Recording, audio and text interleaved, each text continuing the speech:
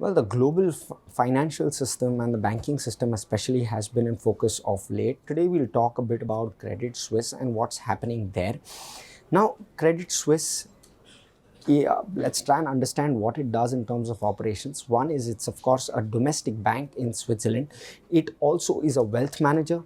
It also does AMC, which is asset management business, and it is an important investment banker. And largely due to the latter three, it's also a systematically very important bank with regard to its investment banking operations as well as with regard to its asset management operations. And that's what really makes it systematically important, and it's the 17th largest bank in Europe as well.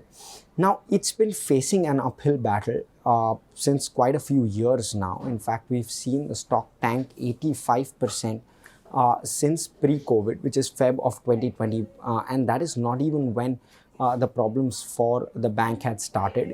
The stock has in fact fallen 98% from its top. So a large part of the erosion has already played out. Currently valued at around 8 billion Swiss francs. It reported a loss in quarter 4 of calendar year 22 alone of 1.4 billion Swiss francs. So that's just the quantum of loss in one particular quarter. And that really shows you as to where the legacy issues have really pushed the bank.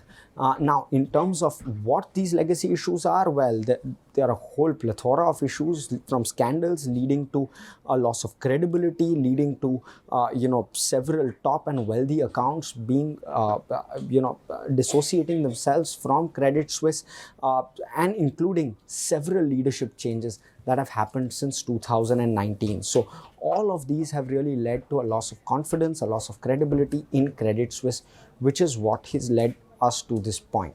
Now, in terms of, let's rewind to 2022, Credit Suisse promised that they are going to restructure the entire operations of the bank and they raised around 4 billion Swiss francs in the bargain. Of course, the investor also being Saudi National Bank, which currently owns around 9.9% stake with a ceiling of 10%. They aren't able to increase their stake, but they believe in the restructuring plan of Credit Suisse, and they continue to back that despite that. So that's one big positive coming through, a validation from the top investor saying that they will back Credit Suisse, and they believe that the restructuring is underway and is pretty much going ahead unhampered. But what has led to the problem is, of course, the start is the spiral out that was created in the US banking system, after which on the 14th of March, Credit Suisse itself, in a disclosure, came out and reported material weaknesses in its internal control. That kind of enhanced the problem for Credit Suisse. Of course, the string of scandals and the undermining in terms of customer as well as investor confidence did not help, and the bank has now been forced to open a 50 billion Swiss franc credit line with Swiss National Bank. Now, that has obviously led to a bit of a recovery. So that has seen the stock recover a little bit. In fact, the stock is up nearly 20% in trade today. It was up over 25% at the start of trade, but that's kind of come off by around 10% or so as we speak. Now, of course, they've also made an offer due to this 50 billion Swiss franc lifeline, which has been provided to it by the Swiss National Bank. They've been able to offer to buy back some of the senior debt, take off some pressure, and this comes at a time also when the ECB has raised rates. So really the macro climate is not really aiding Credit Suisse, with regard to the kind of confidence that it is demonstrating to both investors as well as clients. And their dollar bonds continue to extend their losses, and with all of that, the ECB continues to maintain that it will stand by all its banks. So, one positive but one negative for each of those situations that are currently playing out. But at the moment, it seems that the ECB will not allow, and the Swiss National Bank will not allow Credit Suisse to fail, and not fail very easily.